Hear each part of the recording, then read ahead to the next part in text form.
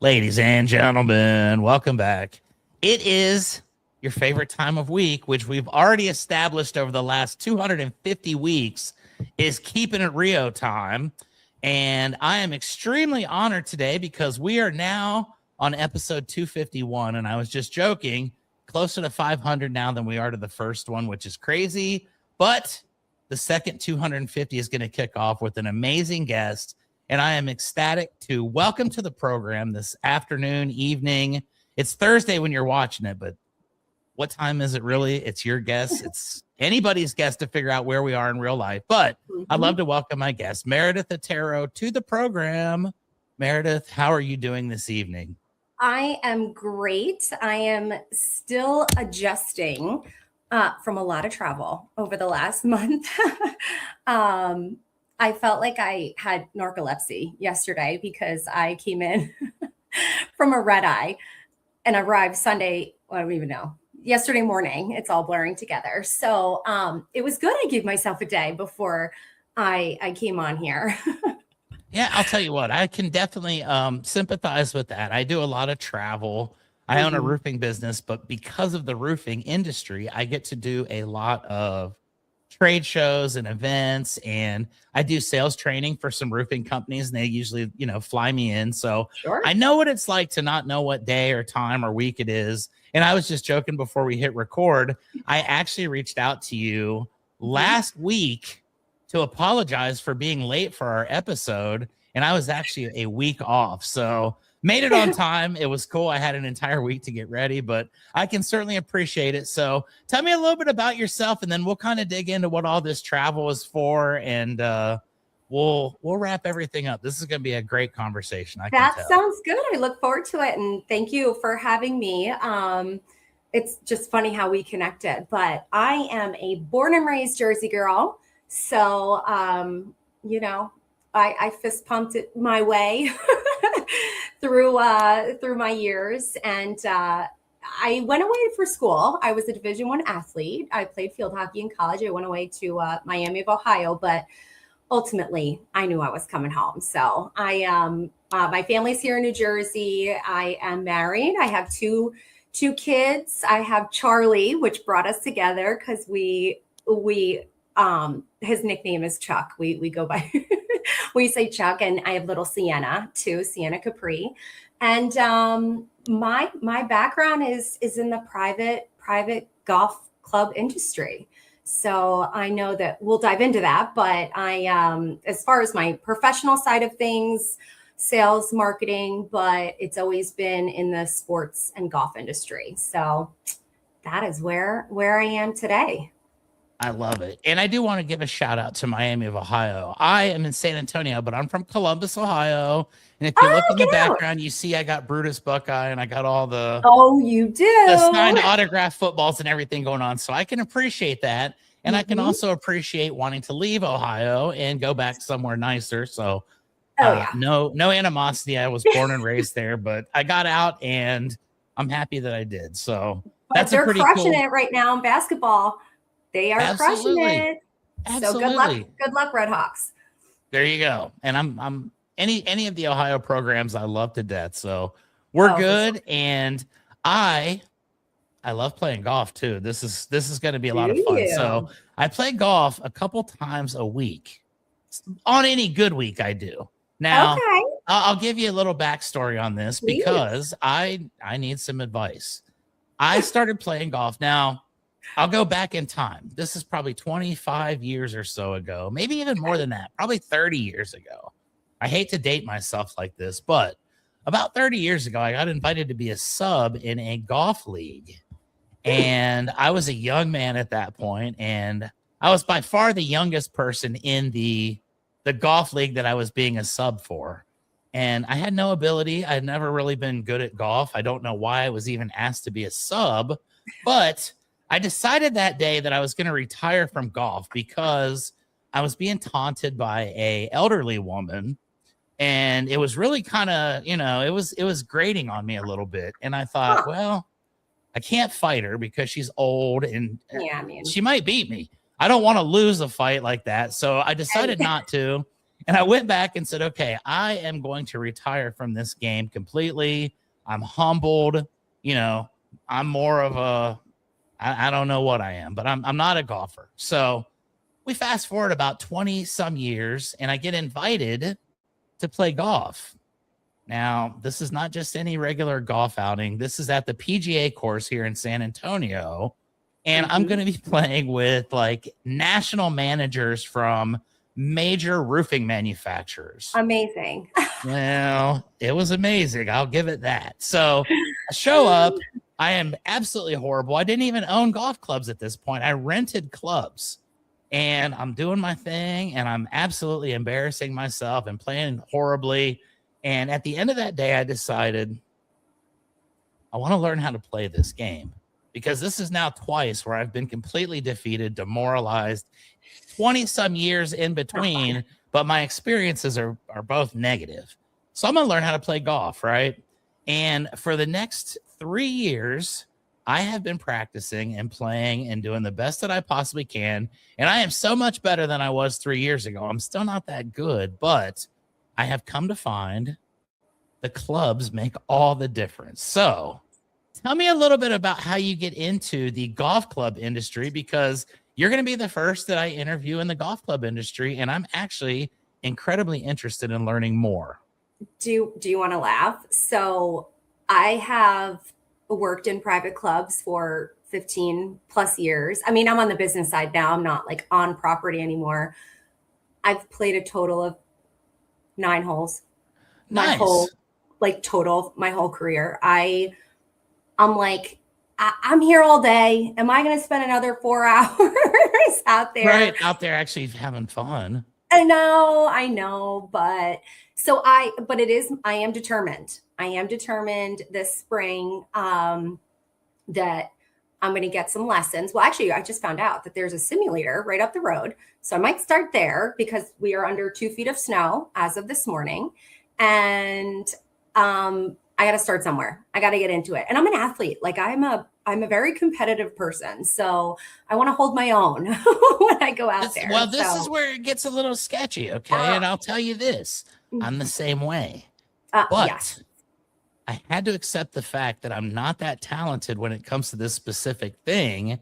And the way that I did it was I started playing golf with people that are way better than me, because I know that there's no possibility that I could ever beat them. And therefore I don't let that competitiveness get to me. But when I get out on a little roofing seminar where there's, a bunch of guys that are similar in skill, that's when it gets dangerous. And I will say this, my advice to anybody beginning, just play golf with people that are way better than you. And then your expectations will be low enough to where you actually enjoy it and you don't get mad. So. And quite frankly, I think that goes for any sport. Do you ever just play, I don't know, a team and they were far worse and you like somehow play down to them? So I feel like it's better to play up, you may be humbled, but I think it's overall worth it. But, so yeah, I mean, when I graduated college, I was determined. I just wanted to start working. I was like, I want to make my own money. My parents are like, you just had 2 full-time jobs. You were an athlete for full-time and you were a full-time student, like take a break. And I said, no, like I want my own money. I want to do my own thing. And like, I'm just a very independent person. So I ended up, landing a front desk receptionist job at Trump National Colts Neck, which, Trump had just taken over the property. It was Shadow Isle was the name of the course. And so I got to experience like the complete overhaul, Trump, stamp on everything, that whole process. And this is obviously far before any of his, current state. Just a normal guy at that point, just a normal bazillionaire, right? I know, right? Like he's terrible. Like his bank account is obviously for a reason. Like it's whatever. But no, it was cool. I mean, he's a tough guy, but he knows his stuff when it comes to that. I mean, it is what it is. But I was taking lunch orders. I was, answering the phone. I was just sitting there kind of like greeting members and that sort of thing. And the marketing director, her office was behind me, like closed door behind me. So she would often, ask me for some help. And then more and more, she started integrating me into her role, essentially. Like I was her right hand, and she put a lot of trust in me, and essentially my mentor. So kind of just fast forward a few years, in that time period, I did meet my husband, who is a prior golf course superintendent. He's also now on the business side. But so we're very, it's a crazy industry. But so she essentially just kind of gave me the confidence to take the leap for a new director position at another private club in New Jersey, and went for it, got it. I was there for 5 years, crushed it, selling memberships, marketing. And then from there, so I was down in South Jersey. I was commuting quite a bit, but then another awesome opportunity came up.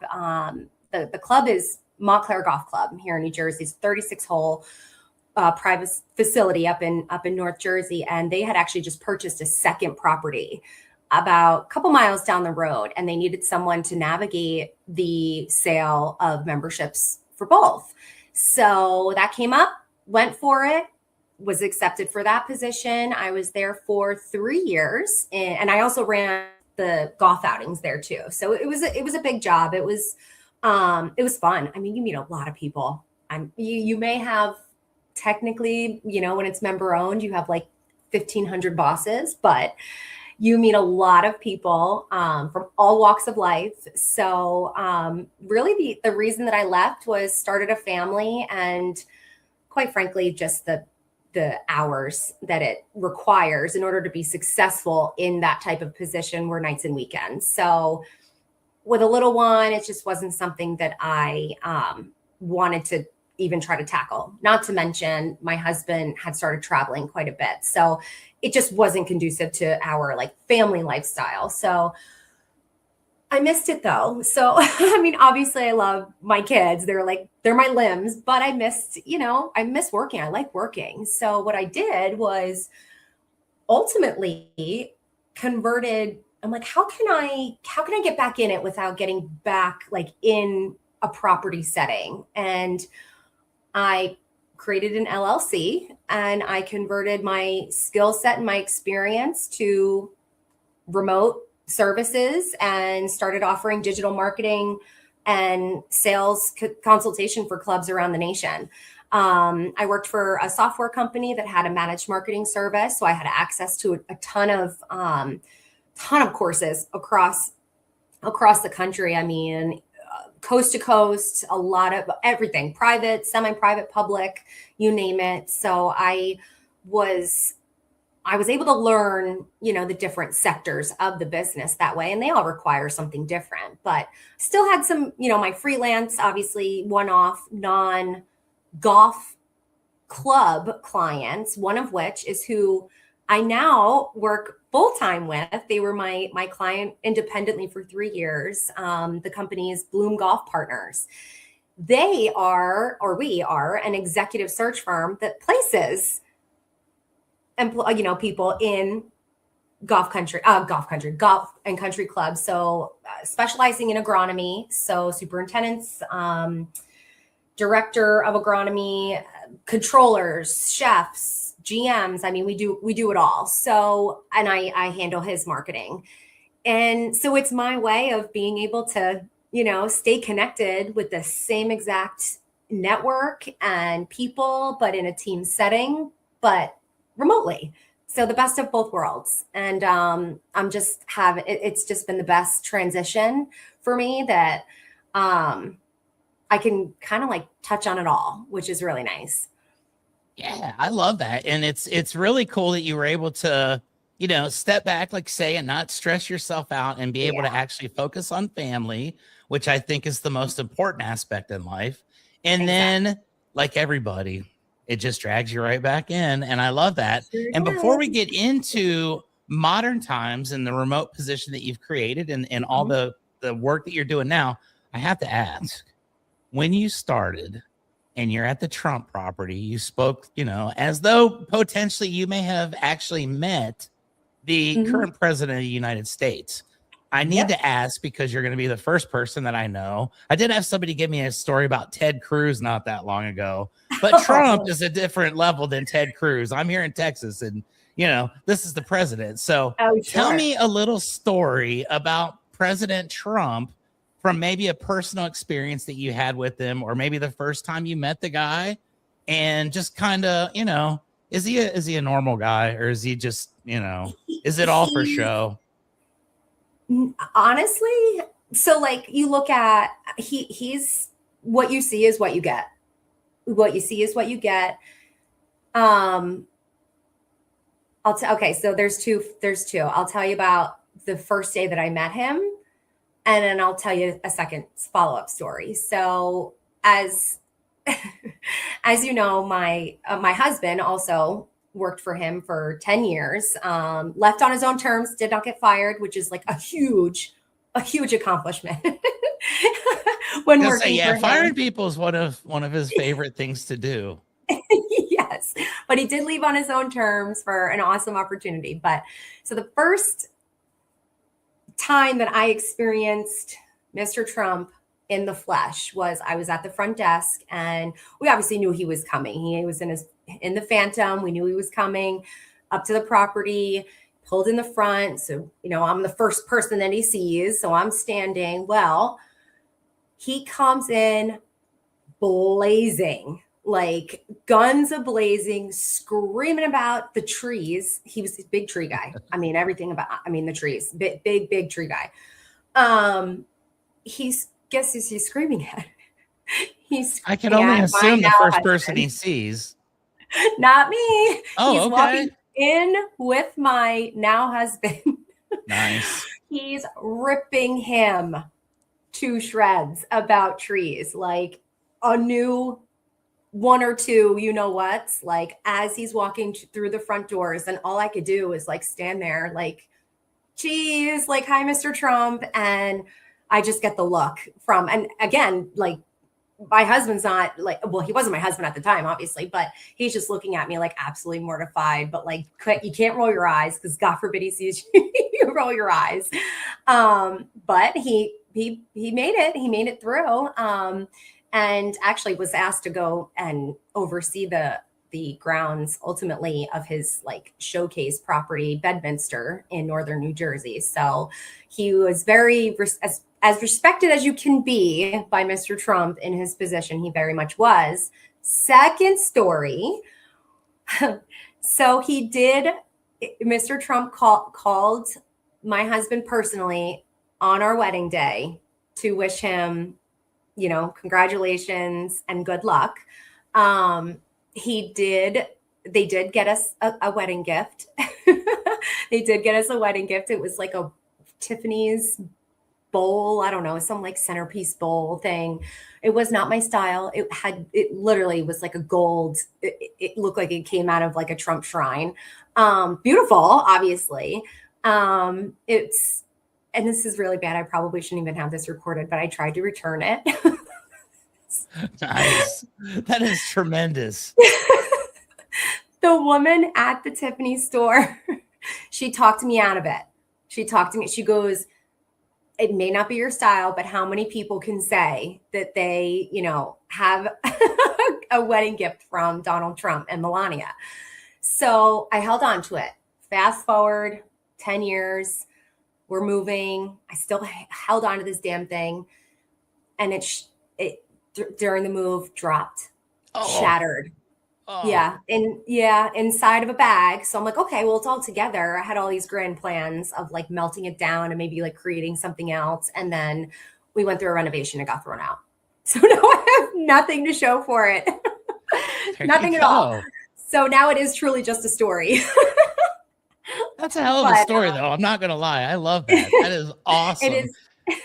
And I respect the lady at the Tiffany that tried to talk you out of it, because at the end of the day, you could have also said, hey, how many people can say that they returned a gift from Donald Trump for their wedding gift? You're going to be one of a kind no matter what. And I love that. That is awesome. And I always like to get those kind of stories, because it's like, you know what? Yeah, that's a real guy that cared about the people that were working for him enough to know and call and say, hey, congratulations on your wedding. And that's pretty awesome. I love that. Thank you for sharing. Absolutely. So let's go a little bit, move into the future, into the current realm where we're at now. Like you said, you got the itch to get back in after getting out for a little bit, decided to start your own thing. And I love entrepreneurs. It's my favorite topic to discuss on Keepin It Rio. I know people that have started businesses of all types all over the world, but I don't know anybody that started one similar to what you have. So let's learn a little bit about this experience. You have the previous experience, obviously, from years of doing this and make the connections and the networking and all that. But I know this for a fact. I started a roofing company that was out of business, and I had never been to San Antonio a day in my life until I got here to resurrect it. So I understand what it's like to have to get yourself out into the marketplace and make yourself known. Tell me a little bit about the experience for you when you decide to go out and do your thing.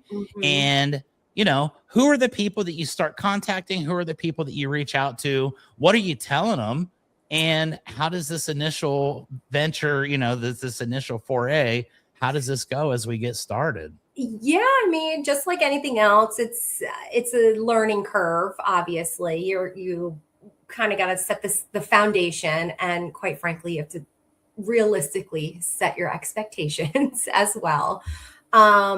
But I will say the beauty of the golf industry is, gosh, I mean, even the guy I work with right now, I mean, obviously, again, an entrepreneur, started it in COVID, both of us really in 2020, but didn't really kind of come together until a few years later. But it's referral based. I mean, it really is like, I'm happy to say that I have not had to really do any like paid advertising, luckily. Granted, I am a one-man band, so even if I did, I wouldn't have been able to comfortably have the bandwidth to maybe take on more volume. So I was able to really kind of temper that by taking on certain started project based and then getting on retainer. And then, when I kind of outsource some things, and then there's other pieces of it too, from a digital marketing standpoint, that there's obviously the graphic design, offering paid services, website development. I mean, the list can go on. Through that, realizing what my strong suits are and like really, not trying to do it all myself, because one, it's inefficient. Two, it's just not going to be good. It's not going to, and that's my name at the end of the day. So recognizing what like your strong suits are, what you can support somebody else that's maybe freelancing, like here, have at it, and outsourcing things to stay on, like just learning all of those things, just to keep, a positive, obviously service, a service experience for your clients. But, I learned a lot about myself, my bandwidth. And again, at the same time, I have two little heathens at home that obviously, they come from a band, they contribute to the bandwidth, or lack thereof, I should say. That kind of navigating all of that it's a lot. I mean, you know it, you've you know what it takes. It's just just really learning what your strong suits are and capitalizing on those. And you don't have to offer it all. I think the short story is that you don't have to offer it all. You don't have to be the superstar of everything in a certain, realm. There's room at the table for everyone. So you don't have to be a hero or afraid to, outsource help in certain things. So that's been a big, learning piece that has honestly, from a quality of life, made a difference. Absolutely. And this is amazing to me because there are so many parallels between what you're doing and what I'm doing. And it's the same, everything business related it all boils down to the same basic principles. And it's like, do what you're good at, Don't do what you're not good at. Don't waste your time. Find your ideal clients and basically hone in on them. Yep. And I love what you just said, because I have been a victim of trying to do everything and really getting to the point where I was so stressed out that I didn't want to do it anymore. And I love when I talk to new entrepreneurs who have started this journey that get into this and realize, okay, just because I have the ability doesn't mean that I should do everything. So tell me a little bit about this. When you start off, obviously, like you say, you kind of have to do a little bit of everything to get your foot in the door. Yeah. Now you get your foot in the door and you realize, now I'm doing everything. And I don't think I can keep myself in the door very long because I'm going to go crazy. What is that conversation like in your own mind with yourself when you say, okay, maybe I can't do everything to the highest level and I need to pare it down a bit? What was that like with you? Yeah. Well, I don't keep a whole lot to myself just because I am very, I'm very outspoken. So I'm like, spit and fire. And I started to realize that, I mean, again, I'm a young mom. I have like, that's already like stressing you out. Right. And you're trying to like contribute to the family, but like not lose your shit at the same time. And I started to realize I'm like starting to resent what I wanted, what I ultimately love to do. And once I started recognizing that, I'm like, I got to make some changes here.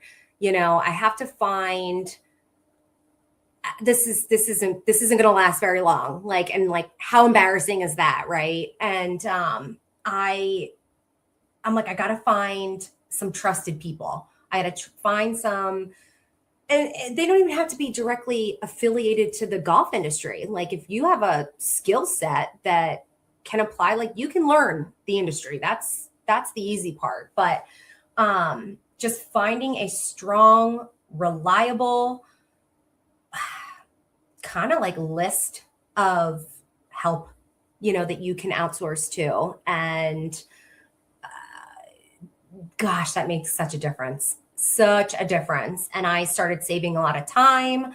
I wasn't, working crazy evening hours. I just found my people that I could lean on. And then I was more comfortable bringing on new clients because then it's just copy paste, then you get a system, you start getting comfortable and rinse and repeat. Right. And while still being able to maintain a high level of customer service. Because at the end of the day, like especially in the private club industry, it's hospitality. I mean, it's customer service. So, and because it is such a such a close-knit industry, you get one bad review, it spreads like wildfire, which I'm sure even in like, in probably any industry. I just know that I've seen it happen firsthand. So it's pressure, but you just can't do it all. You'll lose your shit. And then it'll catch up to you eventually. But I just didn't want to start resenting what I was proud of. And I could see it creeping. It was creeping, but, just got to wrangle it. And don't be afraid to ask for help. That's it. And I think that's the life lesson that we all need to learn. And episode 251 of Keepin' It Rio has basically just solved life's greatest problem, which is don't try to do everything yourself, everybody, because we're all here. We can all work together as a team. So I love that. And I love that you were able to recognize it pretty early on and to say, okay, I'm not going to let this get to the point where I see it coming, because at that stage, everything in life sucks. You're mean to your family. You hate getting up in the morning. You hate your job. You hate everything that you do and everything that you see. And I've been there, so I know how that feels. And it's awesome when you recognize it beforehand and say, okay, no, we're not going to do that. So you recognize this. You've got a nice client base. Like you said, you started off kind of having to do a little bit of everything. We're able to kind of refine it down and say, okay, this is my strength. This is what I'm going to do. Tell me first off, what are those strengths? Let's say that I am a private golf club owner and you just called me and Chuck Acres, we're going to call this, and it's going to be like the greatest club in the state of Texas.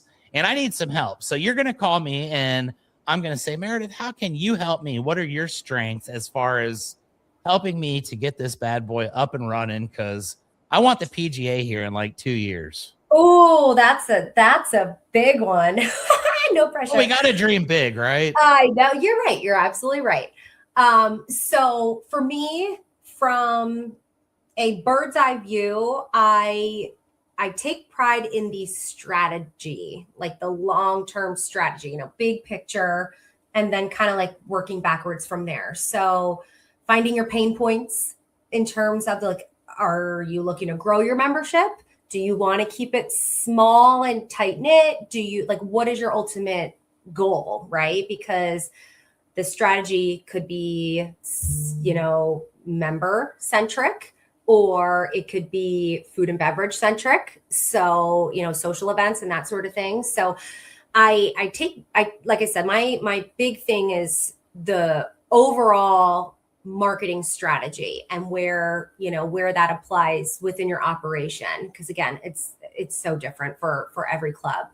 But then from a more like tangible aspect, graphic design, which kind of filters into your social media. So like your whole social media plan, and obviously all of the content, images and assets that go with that, as well as your website and your email marketing. So those funnels kind of go hand in hand. They have a little bit of a different approach for each, but, and I dabble a little bit in advertising. Like, not many private clubs do that because of either they're non-for-profit or whatever their kind of limitations are. Many just don't do the paid advertising, but I can certainly do it. And if I have my plate full, I got my go-to people. I do have go-to people for website too. They're just I could do maintenance and all of that, but if you're starting from scratch, oh God, that's going to somebody else. I can't, because it's a very intricate thing, but I have people that can put a brand new gorgeous website up in like 2 hours and it's mint and gorgeous. And I'm like, do your thing. I understood. I wish that my brain worked like that. I didn't know that my website wasn't active for a year. And then I found out one day and it was like, all you have to do is click this one little thing and it goes back on and everything's fine. It was off for an entire year. That's how oblivious I am to everything. So I definitely can appreciate it. Mm-hmm. And I know that there's a lot that goes into it. So I guess let me frame this question a little bit differently. And I love the perspective because this is stuff that I've never thought of in my entire life. Let's say that you and I are going to start our own golf course and I'm putting you in charge of our course. And we want to have an elite club. We want people to really think, this is the spot. Chuck Acres is awesome. And we want to have our events and everything there. So what would your ideal vision be if you were to start your own private golf club? And how would we get this thing off the ground? And who would we cater to? And I guarantee you are not expecting these kind of questions when you logged onto this podcast a half an hour ago. As an owner, it sounds selfish, but we can choose who we want. And we have to determine who we want to be at the club. So, all right. So it's obviously not going to be just a boys club. Nope. Right. Nope. Not going to be just a boys Definitely club. Don't want that. That's no fun. No. I was just at a conference and I met someone there in Texas. Actually, the club is in Texas. I'll message you the name of it, but it is an all gentlemen's club. And I'm like, gosh, I didn't even think that they still existed, but they do. Well, first and foremost, you have to determine what that is. And if you want super, super elite, you got to figure out what's the dues or the initiation fee going to be? Are we talking like $500,000 just to walk in the door? Probably. I like that. Probably minimum that just to walk in the door. That's one time. Bye. Thanks for playing. And then we're probably looking at I don't know. Like I said, it depends on how big the property is, what kind of conditions the golf course, that greenskeeper or that superintendent, he needs some coin. If they're all golfers, he's going to need some coin to maintain mint conditions. So, I mean, we got to pull in some big coin, but you don't want a big membership, traipsing all over the golf course and people that don't know what they're doing. It ruins it for everybody. Absolutely. They're going to be tearing it up. So we want to keep it small, right? So I'd probably say, let's look for the high profile, immediate area people, couples, let's say families, whatever. But make a destination. Like there should be amenities that people will want to travel to. So you're not just. It's kind of like a JW Marriott type deal. Yes. Like you're not just relying on the direct area so that people will stuff. I love it. Exactly. So we have to make it like Oasis type of destination that basically they can find anything that they would want on a luxury high-end vacation at our club and pay top dollar for it. But invite only membership. I like it.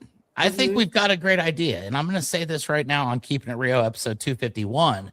If I ever hit it that big to where I can afford to build a golf course, a private club, you are going to be the person that helps me do it. So we're going to crush keep me in the pipeline. Follow up with me every couple of years. One of these days, I've been doing roofing 28 years and I haven't made it yet, but I have a feeling it's right around the corner. So that's my next step, is to buy a huge golf course and only let rich people in and ignore the people that have looked down upon me over the years as a roofer, because now I'm a roofer that owns a golf course. And you know who you're going to invite is that probably going to invite President Trump too, since you know him personally.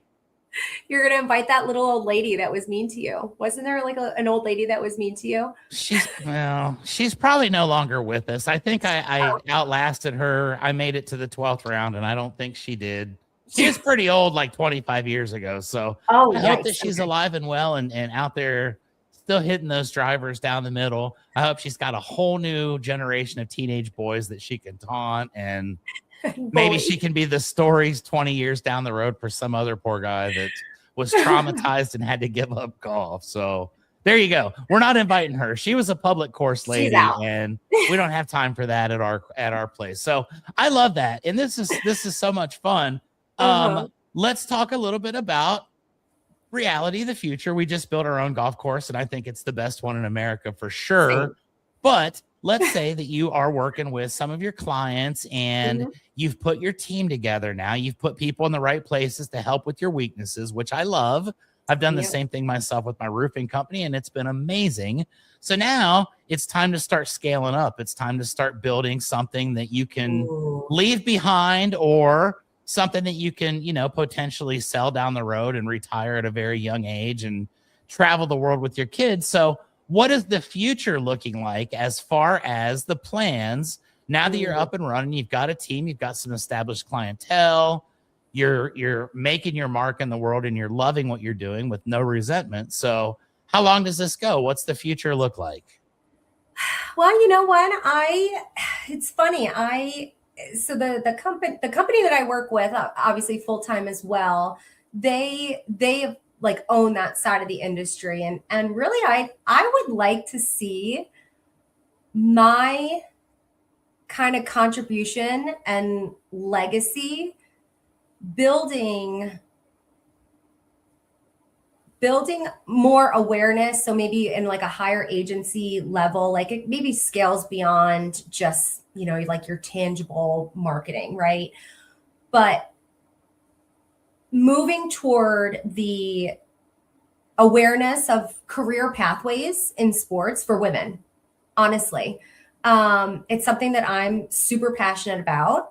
So I want to just create those opportunities. And if I can't create them within my own, direct ability or like employment offerings, opening up those doors, for other women, because I feel like former athletes, that's like all they know, right? Like, I mean, I grew up in sports, and it's a extremely near and dear season of life.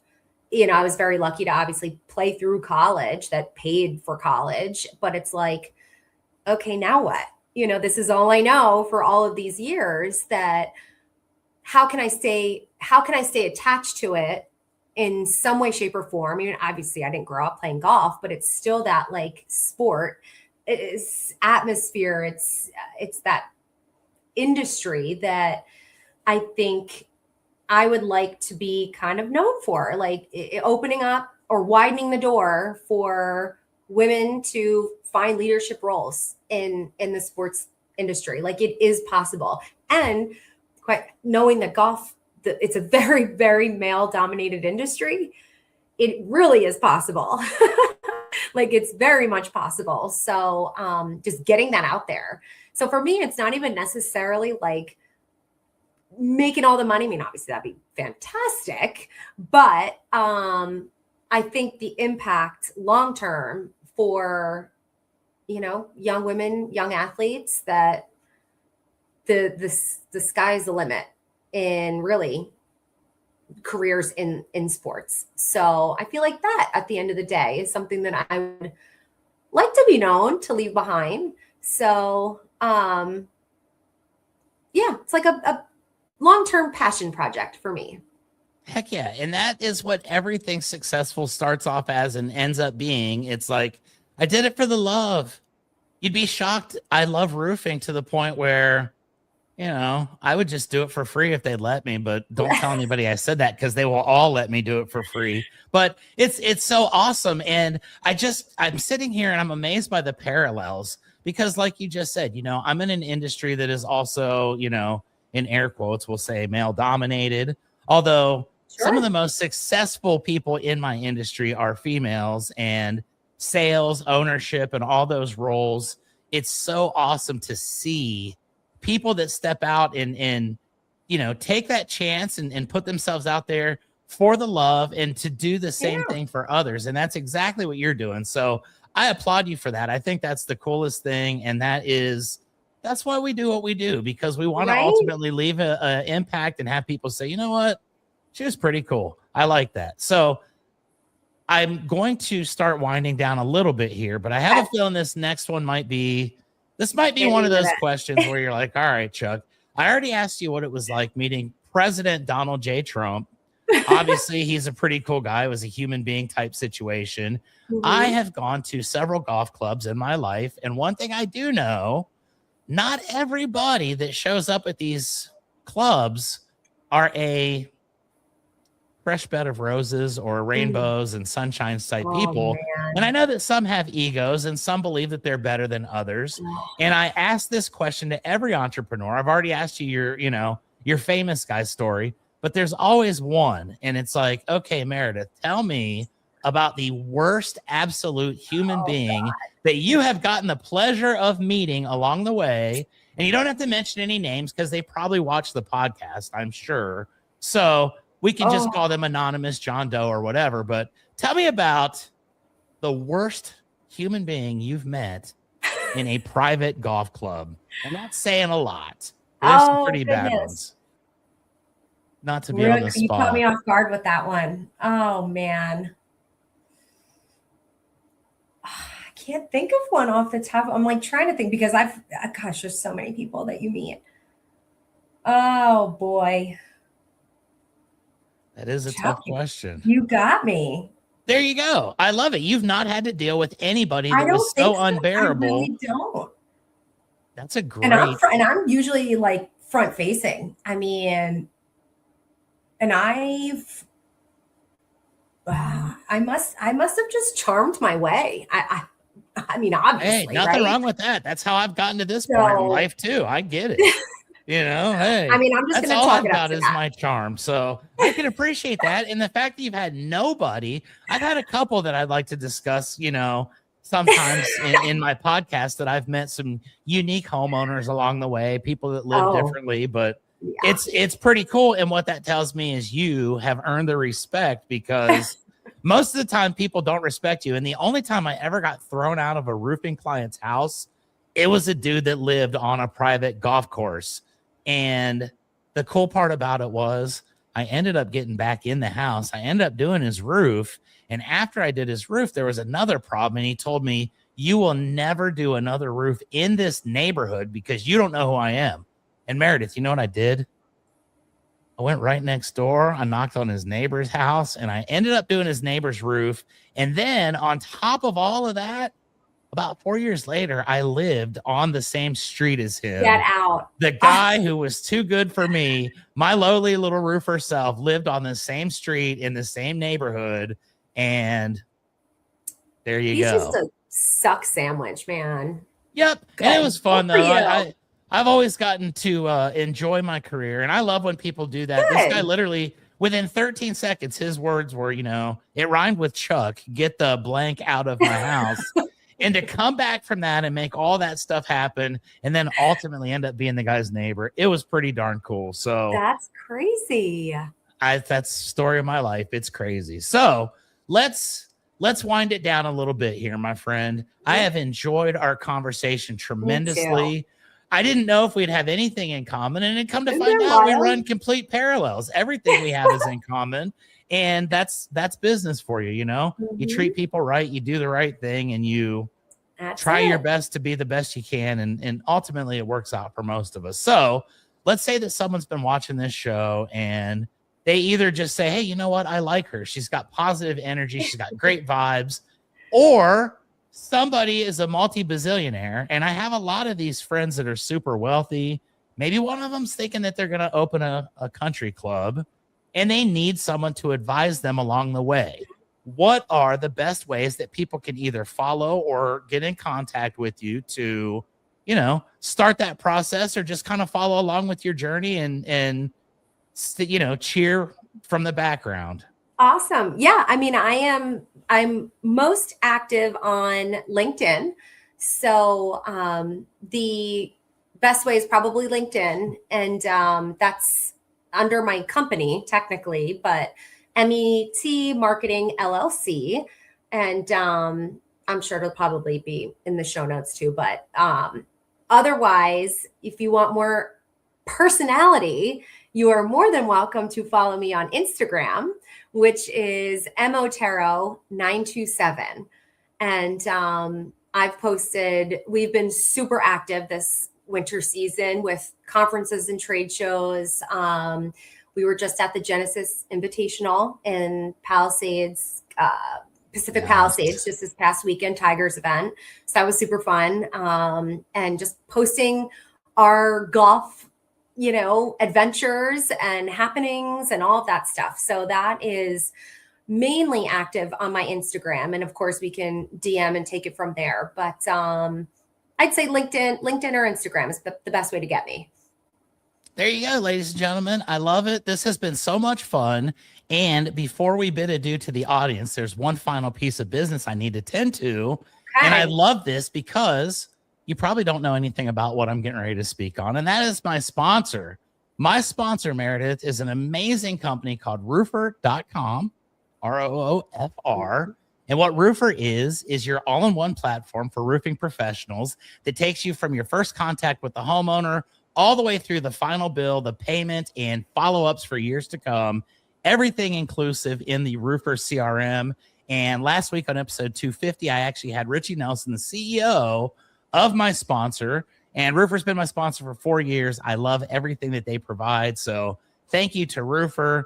Thank you to everybody that watches Keepin It Rio. It's 251 episodes deep.